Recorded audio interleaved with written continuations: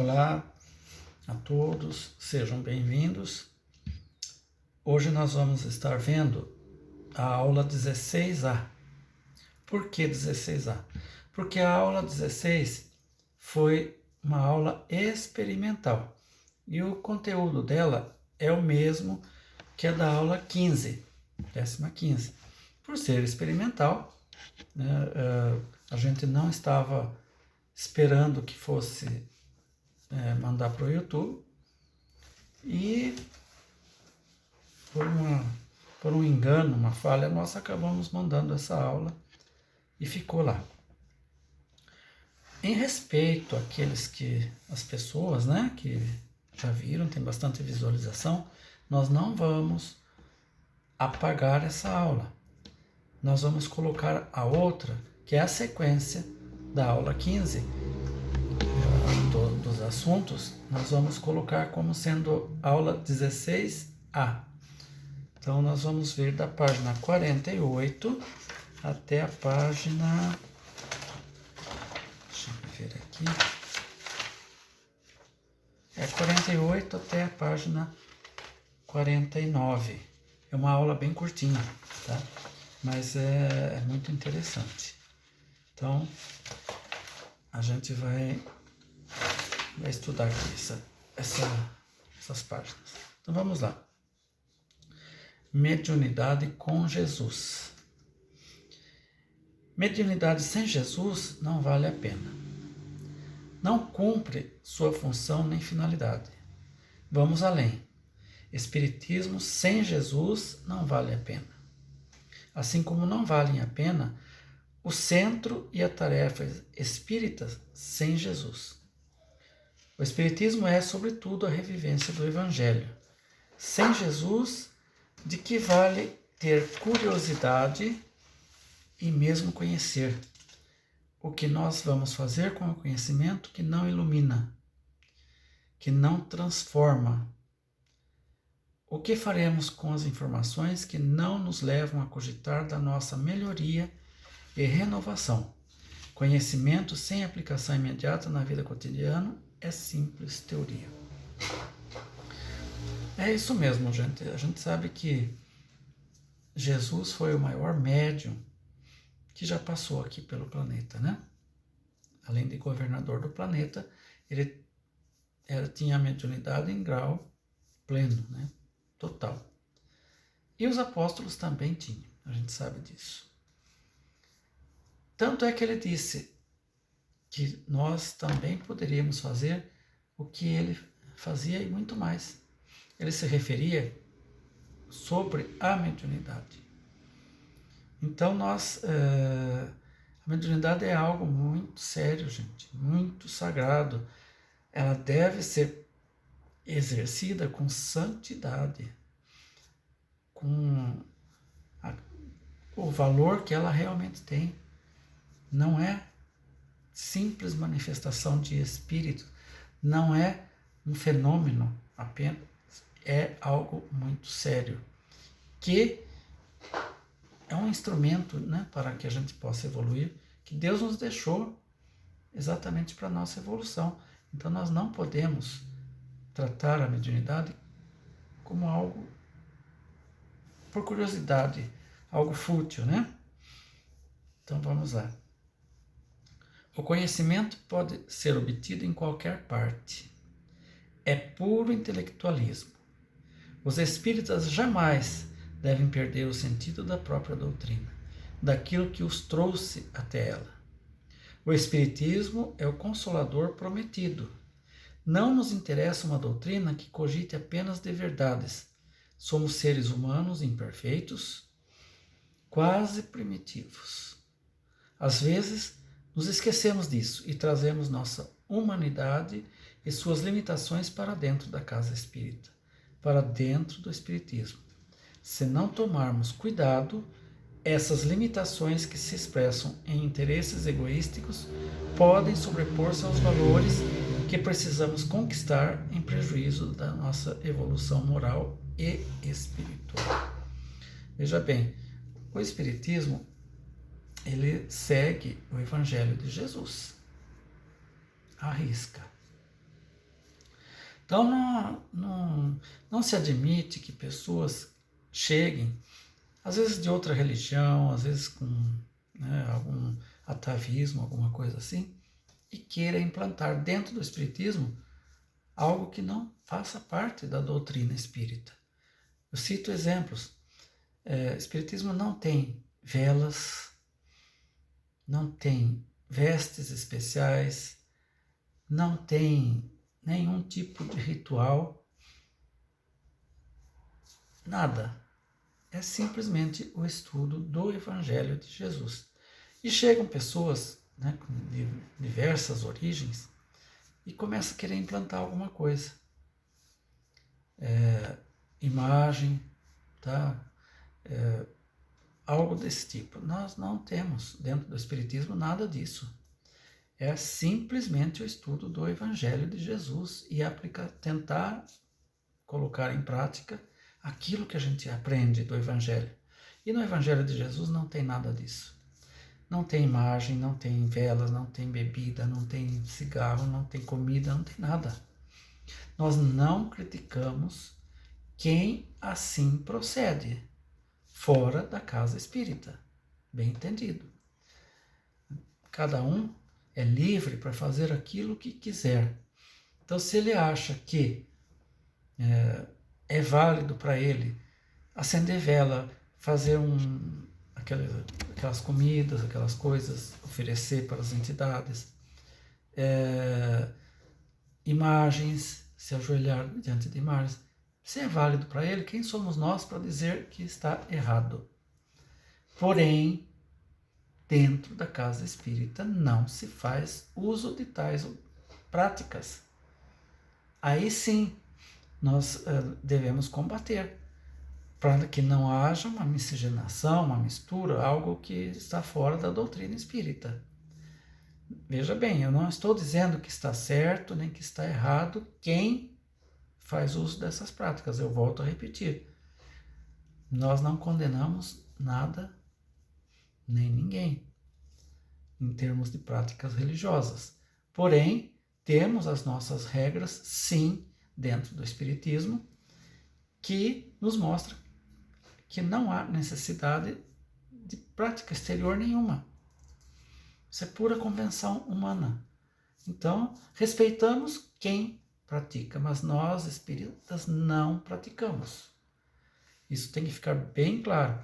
Então, quem vem para o espiritismo, ele tem que se despojar dessas práticas. Ele, dentro do espiritismo, não tem. E querer levar isso para o centro é um caos, né? Não se deve fazer isso. Então, é nesse sentido que o autor diz aqui, né? Que o espiritismo é o consolador prometido. E que a gente tem que, além do conhecimento que a gente vai adquirir, a gente tem que colocar em prática. Só o conhecimento, embora seja útil, mas não faz nada. Nós não temos como evoluir sem colocar em prática. E é isso que muita gente não entende. Tem aquela fome do conhecimento, procura conhecer o que é muito bom, saliente-se isso. Porém, Jesus mesmo disse, a fé sem obras é morta. É o caso aqui. O conhecimento sem a prática não adianta nada. De que vale o seu conhecimento? Se você não usa, não põe em prática. Precisamos praticar. Então vamos lá. Obsessão 1 e 2. Obsessão. A obsessão trata-se do domínio que alguns espíritos podem adquirir sobre certas pessoas. São sempre os espíritos inferiores que procuram dominar, pois os bons não exercem nenhum constrangimento. Os bons aconselham, combatem a influência dos maus e, se não os escutam, preferem retirar-se. Os maus, pelo contrário, agarram-se aos que conseguem prender. A obsessão apresenta características diversas que precisamos distinguir com precisão, resultantes do grau de constrangimento e da natureza dos efeitos que este produz. A palavra obsessão é, portanto, um termo genérico, pelo qual se designa o conjunto desses fenômenos, cujas principais variedades são: obsessão simples. A obsessão simples verifica-se quando um espírito malfazejo se impõe a uma pessoa, intrometendo-se contra sua vontade. Consiste na tenacidade de um espírito do qual não consegue desembaraçar. Isso significa, todos nós sabemos que os espíritos exercem uma influência muito grande sobre nós. E Kardec mesmo diz, né, no Livro dos Espíritos, que via de regra são eles que nos dirigem. E realmente eles estão sempre ao nosso redor, nos intuindo, nos induzindo. No caso da obsessão, é lógico que eles estão induzindo para que algo dê errado. Eles não querem o nosso progresso por algum motivo. Tem raiva de nós, muitas vezes, né? Por coisa que fizemos a eles em vidas passadas e eles não conseguiram nos perdoar. E aí é que ocorre a obsessão, porque há a sintonia vibratória. Nós, por sermos devedores, estamos sintonizados com esses espíritos, o qual nós prejudicamos, queiramos nós ou não.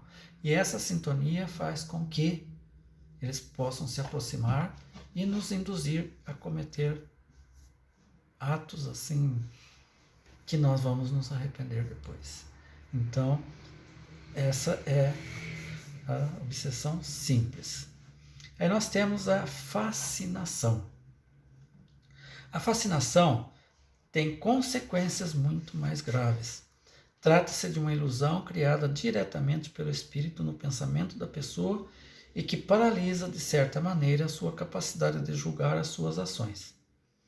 O espírito consegue inspirar-lhe uma confiança cega, impedindo-o de ver a mistificação em que se encontra, dirigindo a sua vítima como se faz a um cego, podendo levá-lo a aceitar as doutrinas mais absurdas e as teorias mais falsas, como sendo as únicas expressões da verdade. Além disso, pode arrastá-lo a ações ridículas, comprometedoras e até mesmo bastante perigosas. Isso acontece muito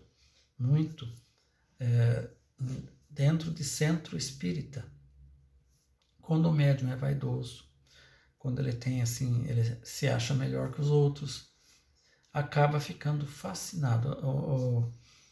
Um espírito, né, um obsessor, começa a dominar a situação, fazendo com que ele não aceite críticas, muito menos que alguém aponte o seu erro.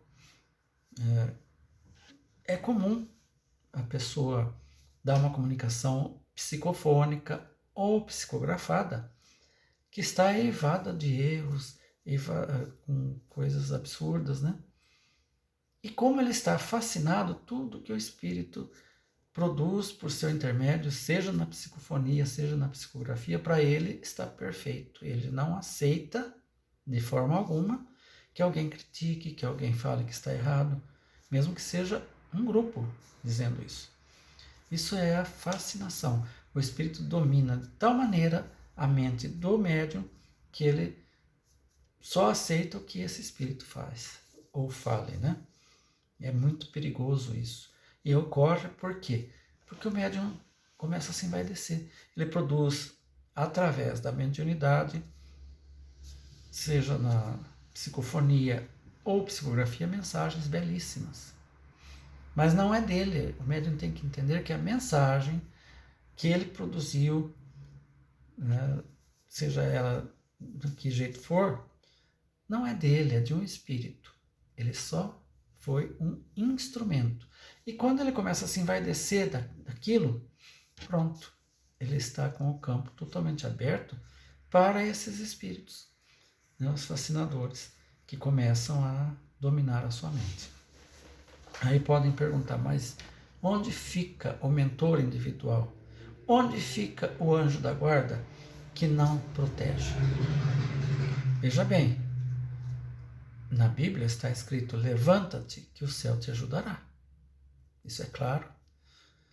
Então, se o médium não fizer parte dele, o que o protetor pode fazer? Ele intui, ele mostra, ele vai buscar pessoas que vêm dizer, né, de forma material, vamos chamar assim, mas ele não quer ouvir, ele não dá ouvidos. Então, é o livre-arbítrio dele que está sendo respeitado. Os mentores, os protetores, eles podem e fazem sim muita coisa para auxiliar nesse sentido. Porém, eles não obrigam.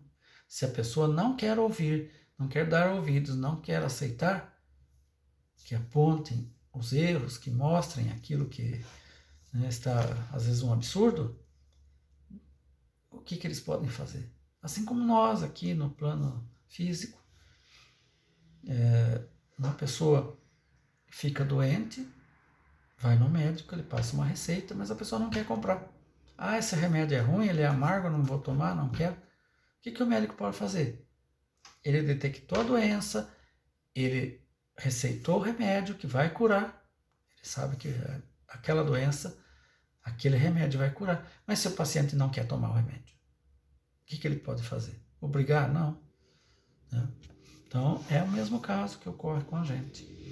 E os espíritos, né, no caso da fascinação, o médium não dá ouvidos ao seu protetor e às pessoas que são intuídas a conversar com ele, aos livros que chegam à sua mão, tudo está errado, só ele, né, aquele espírito que está certo. Não se pode fazer nada.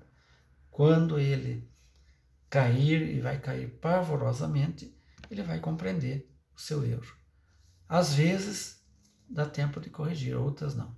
Às vezes a pessoa vai, quando chega no fim da vida, ou no fundo do poço, como dizem, é que a pessoa vai perceber, mas às vezes é tarde, não tem como refazer mais.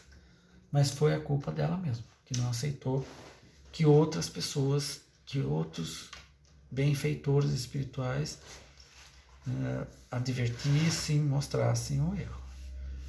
Então vamos lá. Subjugação. A subjugação é um envolvimento que produz a paralisação da vontade da vítima, fazendo-a agir de acordo com a sua vontade.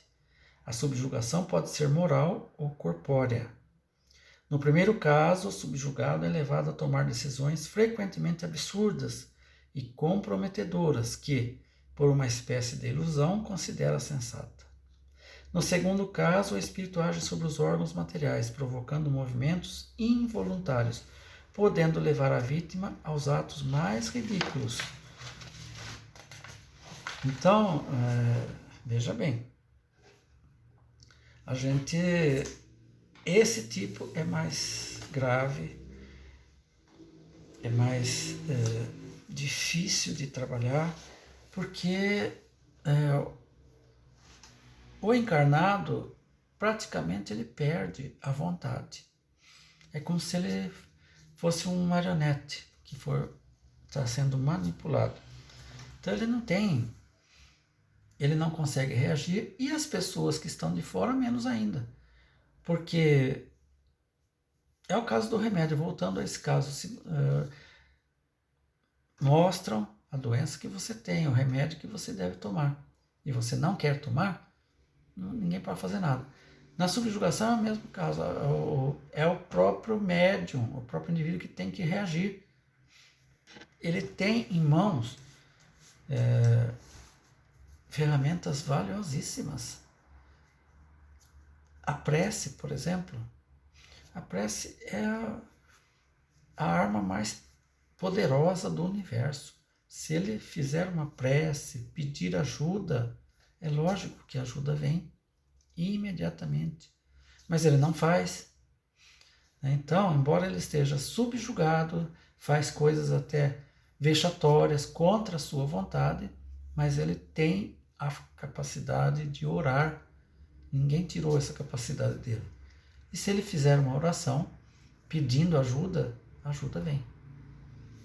Então, até mesmo na subjugação, o médium pode se livrar. E é o único que pode fazer alguma coisa por si próprio. Outros, dificilmente, porque aquela ligação é muito forte, muito profunda. Outras pessoas não conseguem. Tá? É difícil. Ele precisa dar ouvidos para aqueles que estão aconselhando. E normalmente nesses casos é aconselhado bastante oração. Então vamos lá, motivos da obsessão.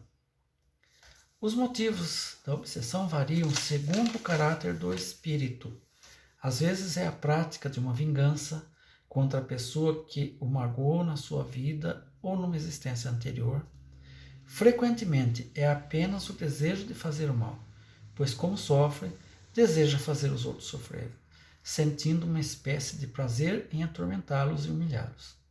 A impaciência das vítimas também influi, porque ele vê atingido o seu objetivo, enquanto a paciência acaba por cansá-lo.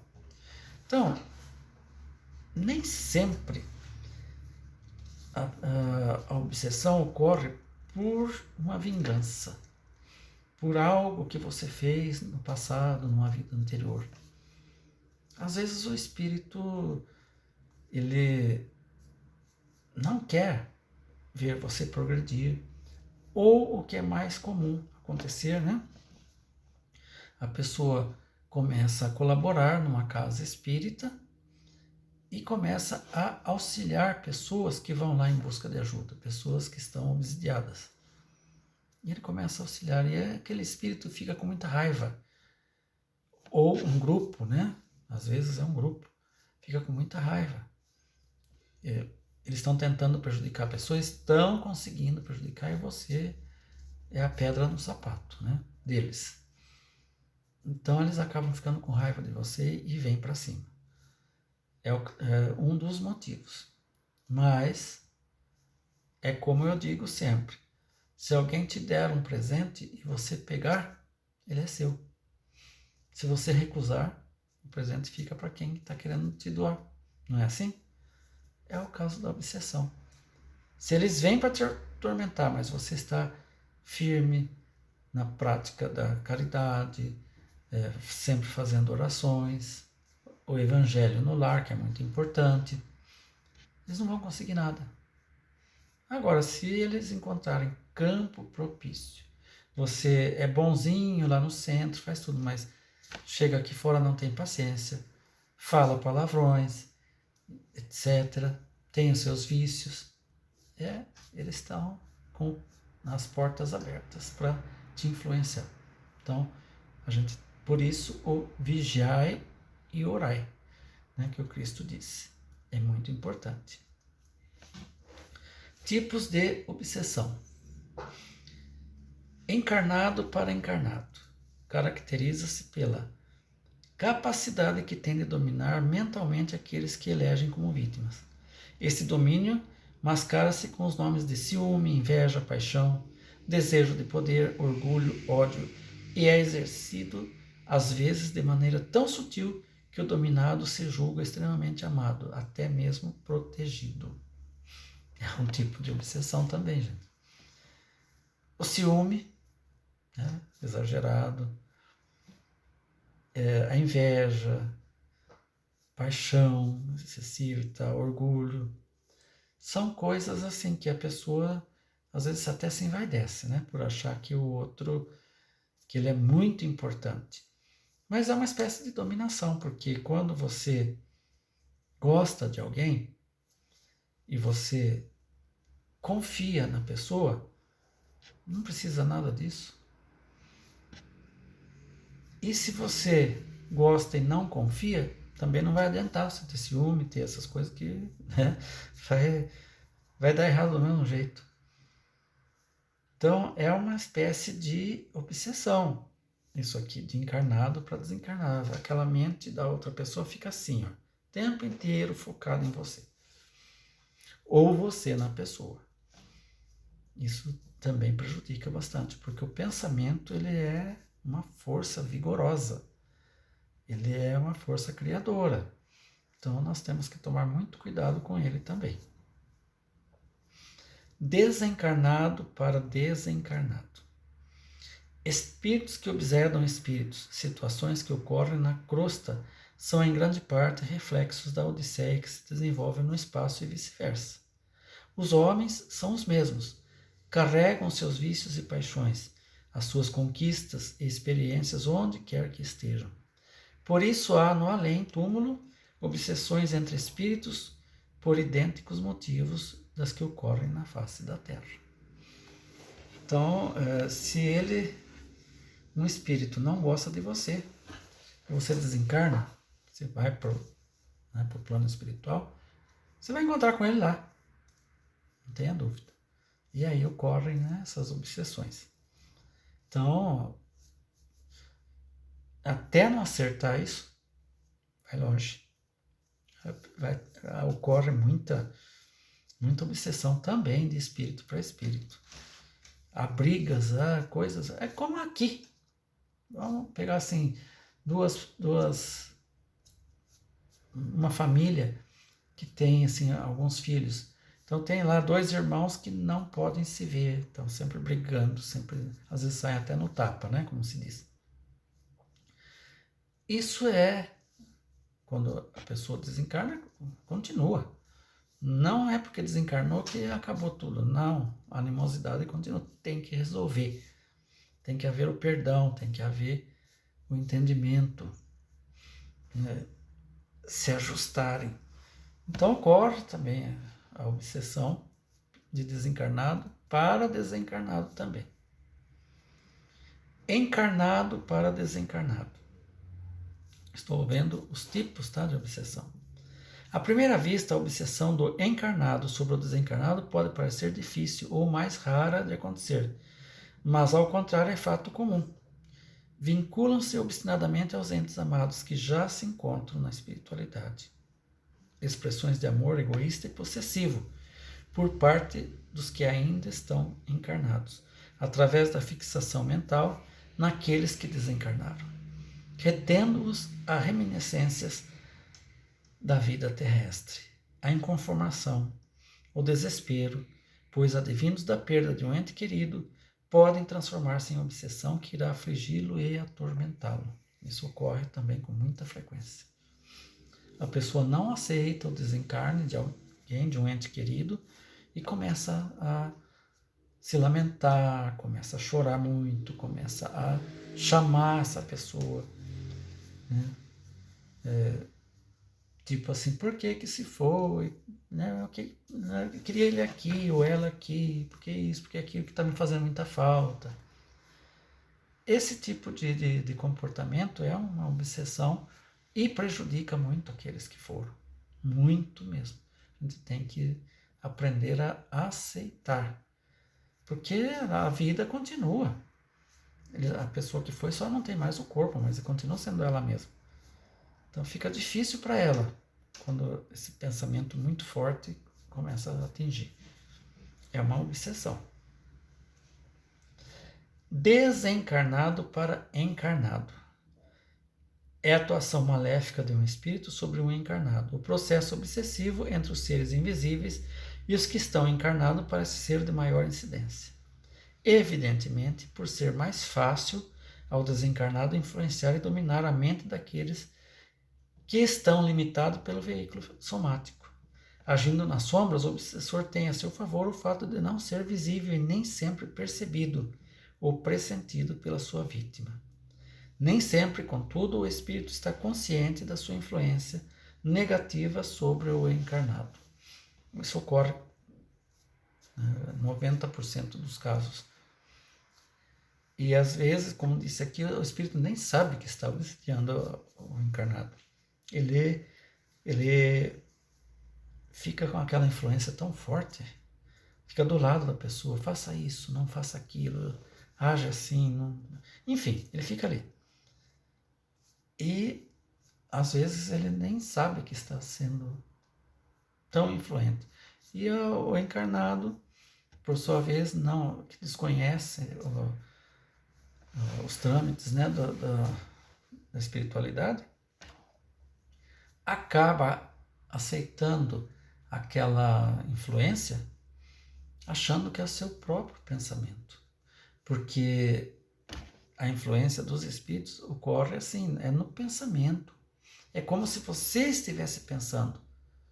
E você não percebe que é uma sugestão, que está alguém ali do seu lado sugerindo para você algo que você faça, né? E normalmente esses pensamentos ocorrem em forma de ordem mental. Você pensa assim, se é você pensando, você pensa assim, vou fazer tal coisa, vou falar tal coisa. Quando é um espírito, é como se fosse uma ordem. Você pensa assim, faça tal coisa, diga tal coisa. É como se alguém estivesse mandando, e realmente está. Realmente está mandando. É um espírito que está ali do seu lado, te obsidiando. Obsessão recíproca.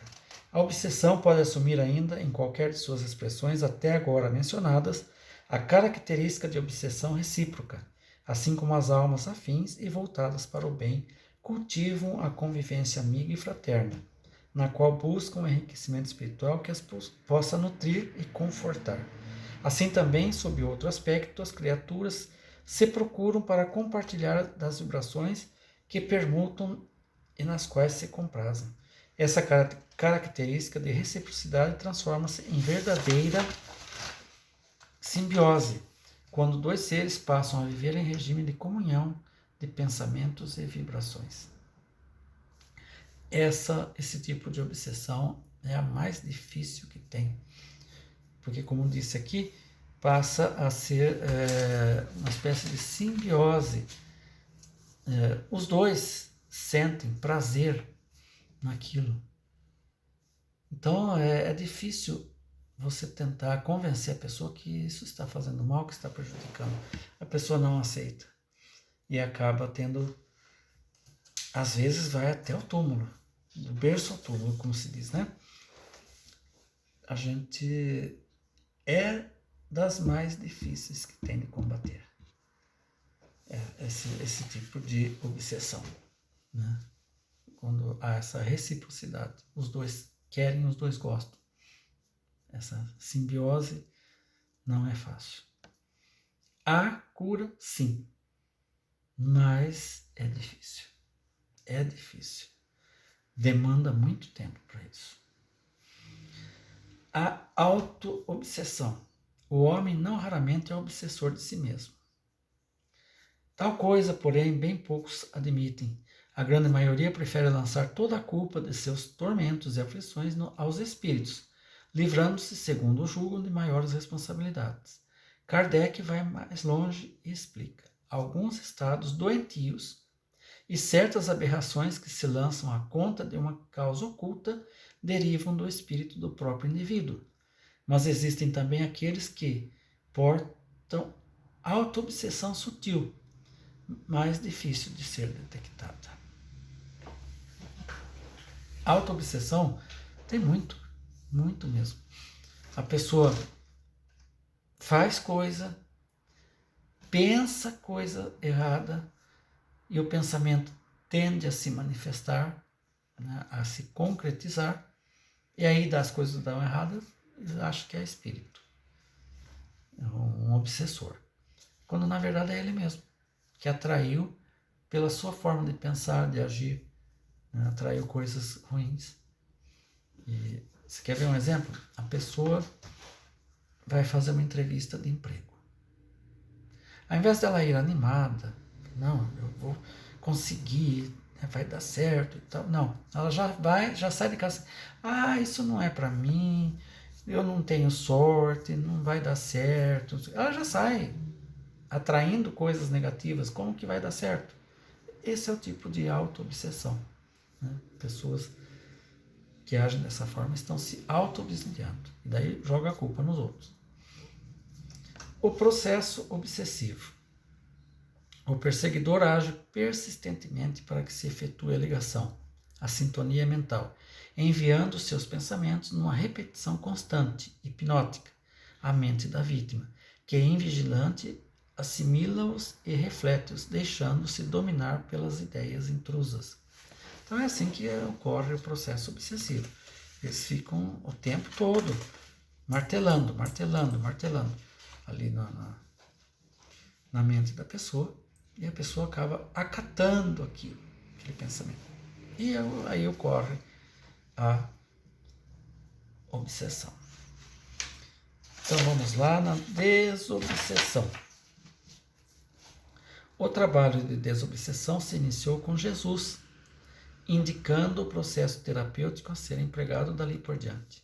A lição ficaria ecoando pelos tempos afora, ensinando aos homens que somente através da prece e da reforma íntima conseguiriam a libertação para os graves padecimentos das obsessões.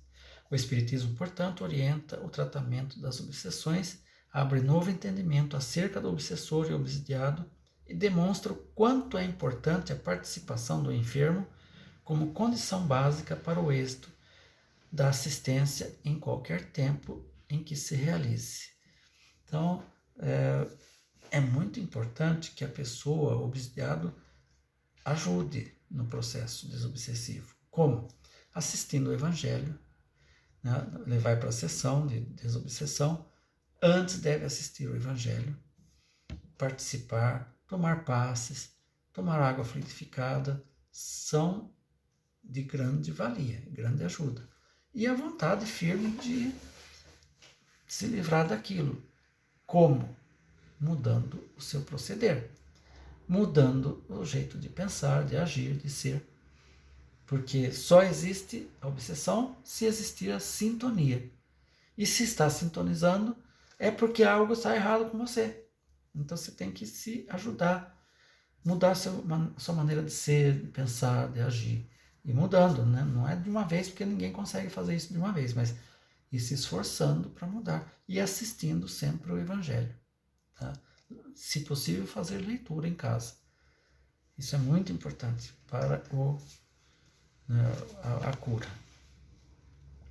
Todos os recursos espíritas são canalizados em auxílio aos obsedados, mas é evidente que unicamente alcançarão resultados positivos que derem de si mesmos a sua cota de colaboração.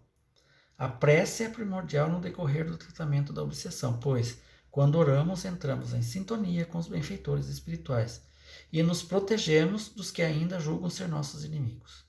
A transformação moral é meta principal de todos aqueles que almejam uma condição melhor de se viver. A moralização íntima é, assim, condição essencial para a cura, tanto do algoz quanto da vítima, e para a nossa própria cura. Então é muito importante isso. A prece, né, o desejo de mudar e o esforço que se faça para mudar seus hábitos, suas atitudes, para que haja a cura. Ação do pensamento. Profundamente habituados a orientar erroneamente a direção dos nossos pensamentos, eis que surge o Espiritismo, como bênção de acréscimo de misericórdia divina para nos libertar. A doutrina espírita veio desvendar o processo de nossa libertação e demonstrar que a liberdade tem que ser conquistada com empenho de todas as nossas energias e com o selo de nossa responsabilidade, e para merecermos a primeira temos que assumir a segunda. Aí é que está o X da questão, né? O Espiritismo veio nos libertar. Mas esta liberdade traz responsabilidade, coisa que não queremos. Queremos liberdade sem responsabilidade, isso é impossível. Não tem, gente. Por mais que você queira, por mais que você procure dar um jeitinho, não tem. A liberdade, você pode ter liberdade total, com responsabilidade. Isso é fato. E é onde que muita gente, né, não quer saber. Você quer se libertar da sua obsessão, de coisas assim? Comece a agir assim. Se melhorar, estudar, fazer. E ter responsabilidade, né, com isso aí. Não é só... Você vai lá no centro, assiste o Evangelho, toma água fluidificada, procura se melhorar, tal. Mas, quando você se viu livre, você volta ao estado anterior. Volta tudo de novo. Você tem que se melhorar mesmo aqui dentro, intimamente, fazer a reforma íntima. Senão não vai adiantar. Compete a nós. Levanta-te que o céu te ajudará. Mas levanta-te e fique de pé. Não é levantar e dali a pouco já deitar. Na qualidade do pensamento que emitimos, que cultivamos e que recebemos dos outros, aceitando-os ou não, está o mistério da saúde ou da doença, da paz ou do desequilíbrio. É sabido que o pensamento é mensurável, que é uma força eletromagnética, conforme ensina Emmanuel. Mas, estando cientes disto tudo, ainda assim não damos a devida importância à ação do pensamento. Então, gente, veja bem, o pensamento é tudo, é tudo. Aquilo que você pensa, você atrai. É fato. Você começa a pensar muito numa coisa, você atrai aquilo. Então, se você está atraindo coisas ruins, é porque você está pensando coisa ruim. De uma forma errônea. Ah, não, mas eu não penso nada. Pensa sim. Se você não gosta de uma pessoa, deve ter seus motivos para não gostar. Não deseje mal para ela. E via de regra é o que a gente faz. Tomara que aconteça isso para a pessoa ver, para a pessoa aprender. Ela vai ver, ela vai aprender no tempo certo, no tempo de Deus, quando ela for colher o fruto daquilo que ela plantou. Não é você desejar. Se você deseja, com aquela força, vai voltar para você. É seu, é uma coisa que saiu de você, volta para você. Então não reclame do que acontece. E normalmente a pessoa acha que não, né? Que não é assim, mas é assim sim. O pensamento ele tem uma força muito, muito grande. Devemos ter muito cuidado com ele. Diante disto tudo, é muito importante direcionar o nosso pensamento. Somos responsáveis pela qualidade dos mesmos e cabe-nos disciplinar as emoções, sendo preciso querer gostar de atuar no bem e, consequentemente, de pensar no bem. Então, devemos cuidar. Meios de combater a obsessão. Os meios de combater a obsessão variam, segundo as características de que se reveste, mas algumas utilidades do dia a dia nos ajudam e nos afastam dos obsessores. Prece diária, pensamentos positivos e elevados, reforma íntima, leituras edificantes, evangelho no lar, vigilância constante nas ações e pensamentos, entre outras. Essas atitudes nos aproximam de espíritos bons e nos afastam dos espíritos maus. Então, é isso aí, gente.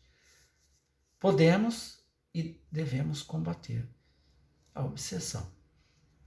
Se não fizermos a nossa parte, de nada adiantará. Você pode ir no centro, você pode ir onde você quiser. Não vai conseguir resolver o problema. Você só vai conseguir resolver quando você se dispuser a mudar, a se mudar interiormente.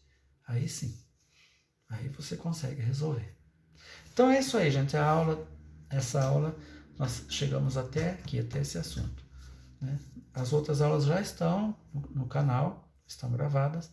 Faltou só essa daqui, né? Ao fazer, um amigo fez a revisão e ele notou que estava faltando esta aula. Então estou colocando ela aqui agora, né? Como aula 16A. Bom estudo para vocês. Um abraço.